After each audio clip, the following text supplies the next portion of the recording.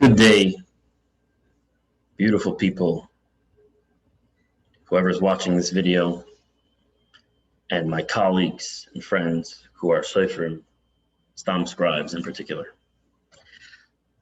I'd like to share with you a question that I received from a student of mine and someone who is in the creating circle of Seifrim, and share with you my answer. The question is, how did you cope before you were an expert at understanding and priming cloth? How did you cope before you were an expert at understanding and priming cloth? So I love this question. In general, anytime someone asks me a question, the question itself gives me a little bit of a window into their current orientation, into their current worldview. And very often, it's the worldview itself that's actually the source of pain or distress, or the thing that they would really, the source of whatever it is that they really would love resolved. So, sometimes we ask a question because we think that what we want is the answer to that question. But sometimes actually what we want is relief on a level that's deeper. So whenever someone asks me a question, I'm noticing the question, and I'm also kind of paying attention to what the question implies about their presumptions, about their current worldview, about what they are, how they're seeing things, right? Such that the question would even make sense to them. So how did you cope is the question. How did you cope before you were an expert at understanding and priming cloth?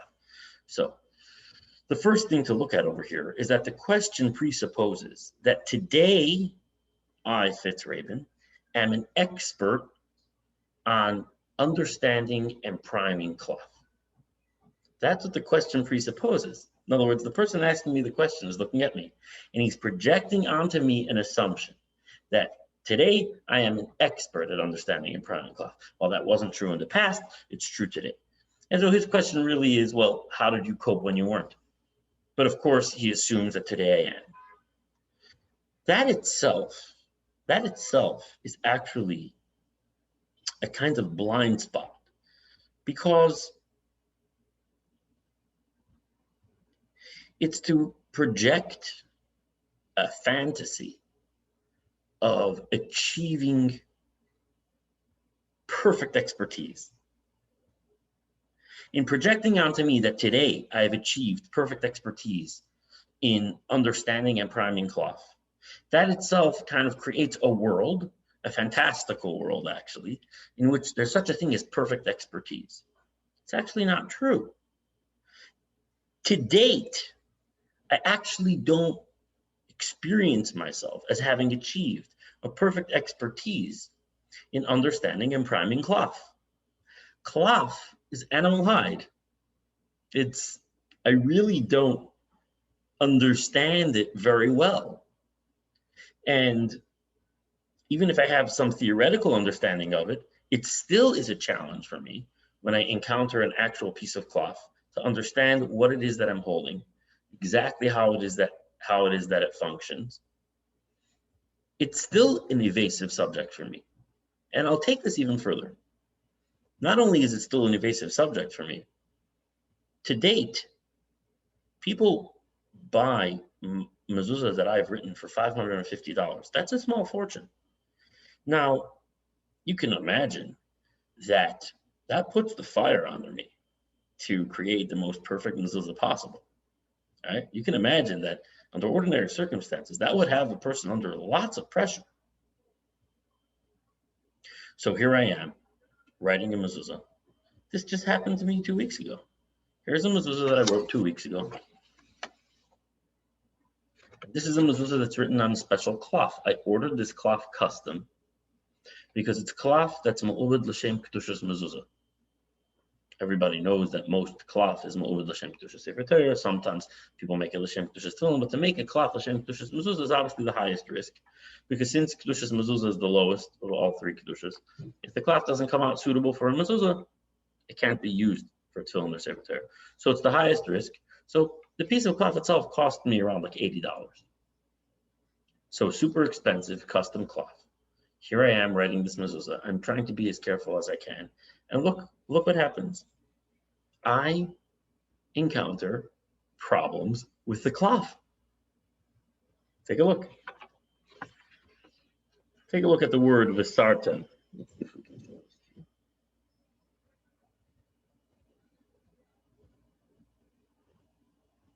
this. Visartan. You see it? Right here. This word right here. Right on top of the tuf, there's like a spreading of the ink. Take a look at this word, levavchem. Right above the lamed, there's some kind of spreading of the ink. This happened in a few different places. While I'm writing the mezuzah, the ink all of a sudden begins to spread a little bit and compromises the quality of the mezuzah and compromises the high level of quality that I had intended to write this mezuzah with. Here's another example. Here, this is a pair of tefillin that I'm writing on a very special cloth. This is cloth of a shlil shchuta. Anyone who knows, familiar with Safras knows that that's unusual to come by. That's the unborn fetus of an animal that was ritually slaughtered. The cloth itself cost close to $1,000 just for one pair of tefillin. I'm writing this pair of tefillin, and boom, all of a sudden, take a look at that word beisecha. Can you see how big that yud came out? How big and bulky that yud came out? Right there, the yud of beisecha, or here, the vav of mezuzos, right? So it's just, you know, people have a fantastical idea that I have achieved expertise, perfect expertise in understanding and priming parchment. It's not true. And so much so that not only is it not true, but my mishaps and mess ups when it comes to the relationship of my ink with the parchment are so much more high stakes given the high fees that I charge. And this literally, both of these just happened within the last couple of weeks. So that's the first thing that I want to address about the question. The question presupposes that I, Fitz, am an expert at understanding and priming cloth. It's not accurate. It's not accurate. That's a projection. And to go a little deeper into that, the way I see it, the value of the questioner projecting that onto me is because then it continues to facilitate a fantasy of perfection. In other words, the questioner may feel that he is far from perfection. Any of you watching this may feel like you're far from perfection. But if you can project onto Fitz Rabin, or if you can project onto some other expert cipher or some other master perfection, then you can continue to keep alive the fantasy of perfection. One day I'll get there. One day I'll get there. One day I'll get there. I know it exists. I know it exists. Look at this one. Look at that one. They are perfect. So when we are obsessed with perfectionism, it's critical to us to be able to project onto someone the fantasy of perfection. Because in that way, even though we see ourselves as imperfect, we can still believe that perfection exists and continue to maintain the pursuit of perfection. So the first aspect of my response to this question is the projection onto me that I today am an expert in understanding and priming cloth is simply not true. It's simply not true. It's not accurate. Am I a little bit more familiar? Do I feel like I have a little bit more mastery today than I did years ago? Yes. But am I an expert in understanding and priming cloth? No. Do I have my own mishaps with understanding and priming cloth? Absolutely. Are those high stakes for me and disappointing for me? Absolutely. So let's deal with that first. Now, if you who are watching this video can accept that, if you can really consider that deeply, if you can trust me, if you can truly dare trust me and consider the possibility that the perfect expertise might not exist. I certainly don't have it. We can now go to the next level in answering the question. The next level in answering the question would be, how do I cope? Right? We don't need to say, how did I cope before I was an expert in understanding of priming cloth? I'm not an expert. Certainly haven't achieved perfection at it. I certainly have my own mishaps with it till today. I certainly have my own disappointments with it till today. So then the better question would be, how do I cope with that disappointment? How do I cope with that disappointment? And that's really a great question. Because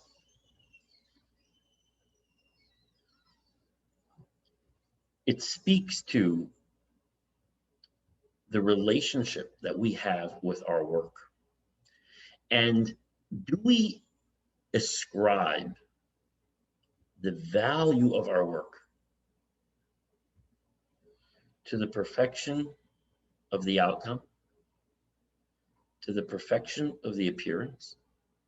Or do we ascribe the value of our work to the perfection of our commitment? You see, perfection of the outcome is a mountain with no top.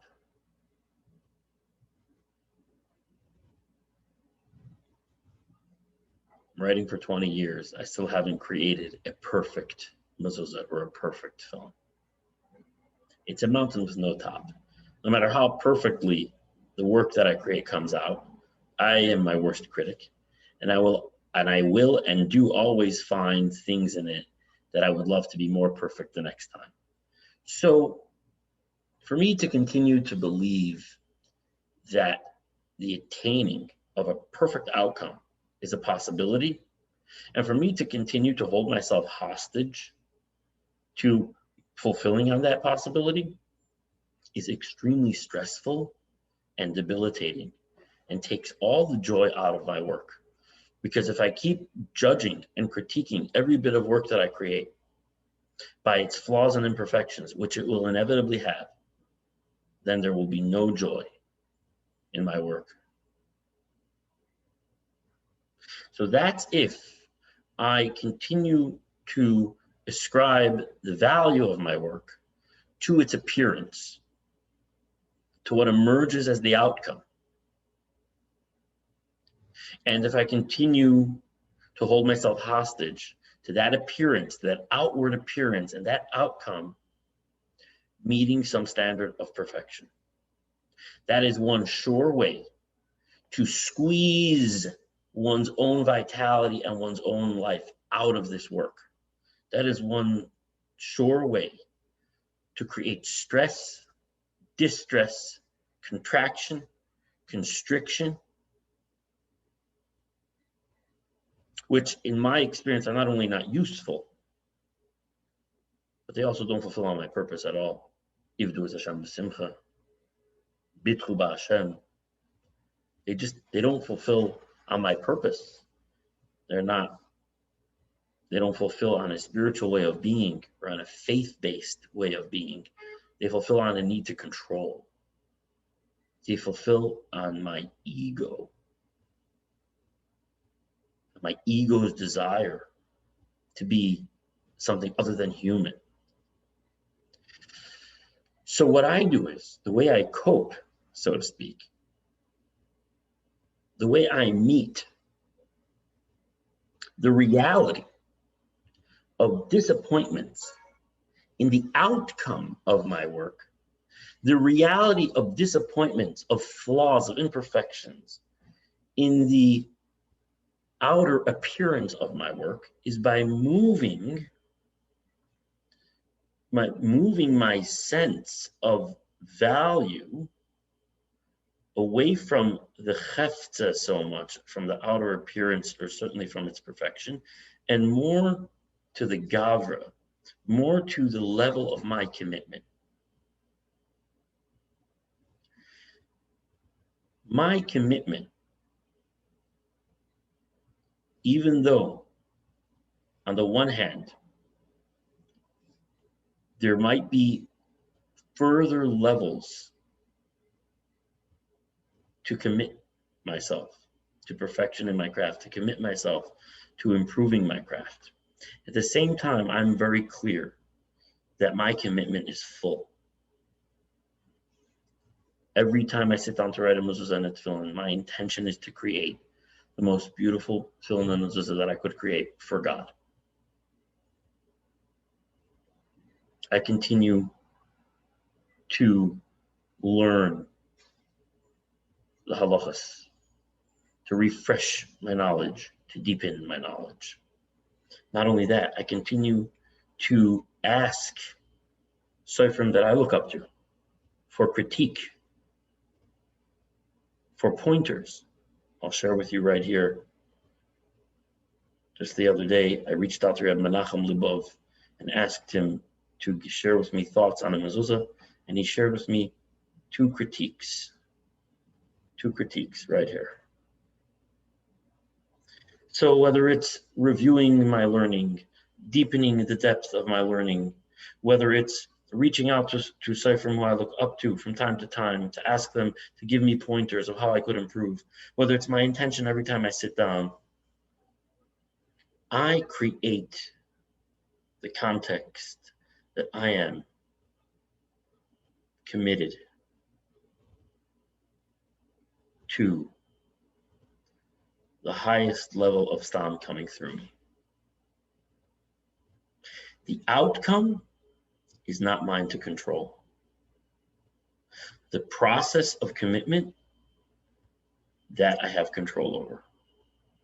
The intention that I have when I sit down to write, the intention to create the most beautiful stam, that I have control over.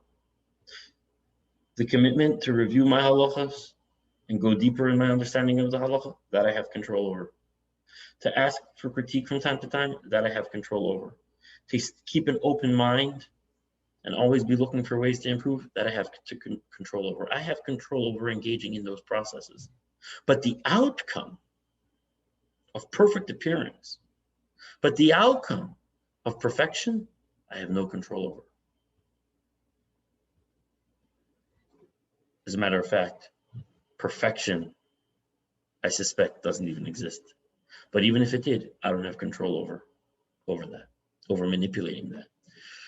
So the way I meet disappointments in the outcome of my work, in the outer appearance of my work, little flaws or imperfections that show up, is by giving away to God the outcome, trusting in Him that the outcome that comes out is exactly the outcome that He wills.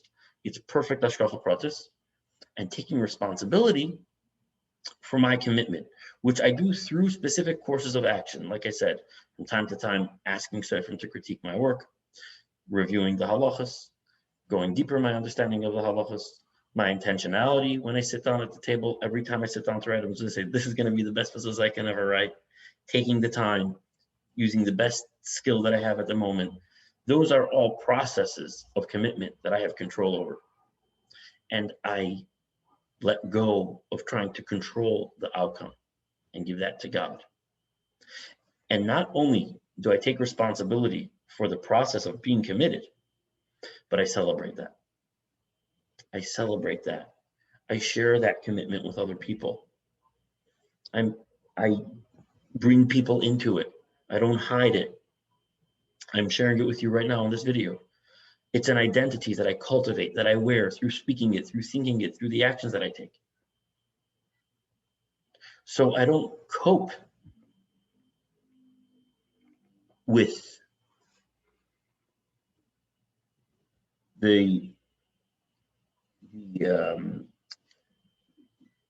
my lack of expertise in understanding and priming cloth. I don't cope with results that are imperfect and therefore are disappointing.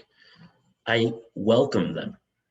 I welcome and accept the outcome to be exactly what God has intended for the outcome. And I continue to go deeper in taking ownership and responsibility for my committedness through certain processes. And I celebrate that, and I cherish that, and I share that with people. And so even when I go about selling my work, right, I'll tell people it's not perfect. It's not perfect. But you know something? The outcome is not perfect. But this is one of the best businesses I've ever created.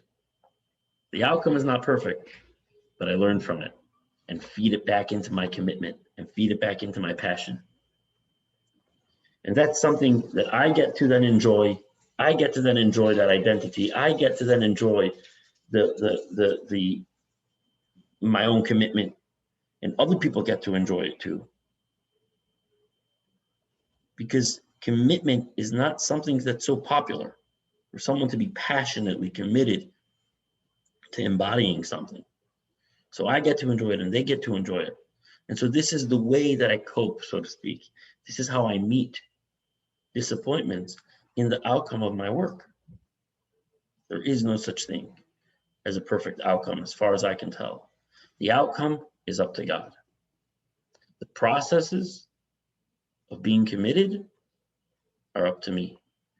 And I can, instead of rating the validity of my commitment based on the outcome, I can rate the validity of my commitment based on the processes that I engage in.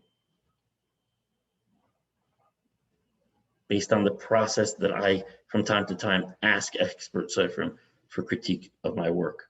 That's a process that I engage in. And that's how I engage my committedness.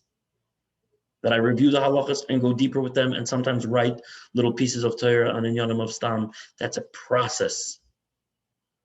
And I gauge my committedness by virtue of my participation in that process. My intention to create the most beautiful stam every time I sit down at the table is a process, and I gauge my committedness based on my engagement in that process. So my committedness is gauged by my engagement in certain processes, and not at all gauged by the outer appearance or the outcome. Then I take that and I communicate it with the world. I take that and I communicate it with the customer.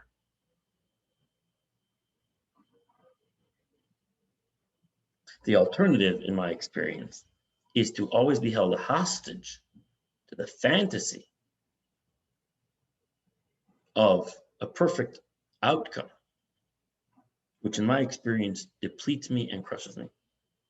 So that is my answer to the question, how did you cope before you were an expert in understanding and priming cloth? And by the way, I just want to say, the reality is, years ago, when I knew even less about how to understand the prime cloth, and I was even less familiar with it, actually, it didn't even bother me as much as it bothers me today. Because my work was a lot cheaper. I didn't love my work anyway when I was just starting out. So it was like, yeah, another mess up, whatever, it's par for the course. Actually, when I was starting out, I was far less disturbed by imperfections.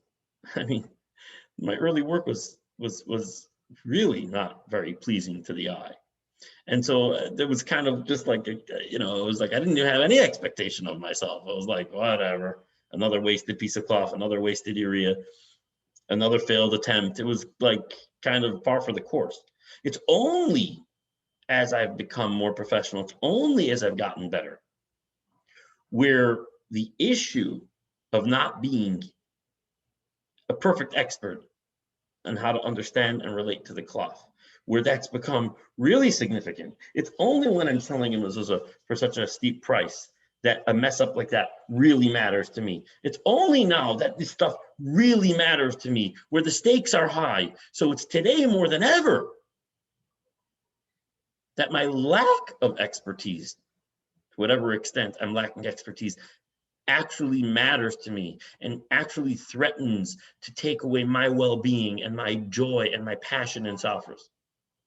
And so today more than ever, I meet it by moving my idea of what really matters and by moving my idea of the true value of my work from the hefta, from the outer appearance, from the outcome, and I offer that up to God. To God, that's in your hands. And I take ownership for engaging in processes that constitute committedness, gavra, and I celebrate that, and I share that, and I invite people into that, and that becomes a source of joy for me. That becomes a source of connection for me. That becomes a source of love for me. So this is an invitation for any of you watching this video to begin thinking in a new way, to begin contemplating what might it look like. Begin, just some questions for yourself would be, how do I know that I'm committed to Stam? What am I really committed to? What are the processes that I engage in that are actually demonstrations of that commitment? How do I in fact embody that commitment in my thinking, in my speaking, in my doing? These are questions to begin to ask yourself, to begin moving the attention and the focus away from the outcome and more on your own committedness, on your own state of being. And if you would love to go deeper with this, if you would love to create greater spaciousness through really looking at the ideas that you have and the beliefs that you hold, and looking at the way they impact you, and looking at the way they create your experience, and looking at how your experience then influences your outcome, you really want to go deep on this and create a spaciousness and an expansiveness in your experience of Safaras, as well as in other areas of your life, then let's be in touch. I'd love to have a conversation. There still is room in our Creating Circle of Seifrim for you to join this conversation and be a part of it. I know this was a long video. I hope it was worth your time. I love you. Be blessed.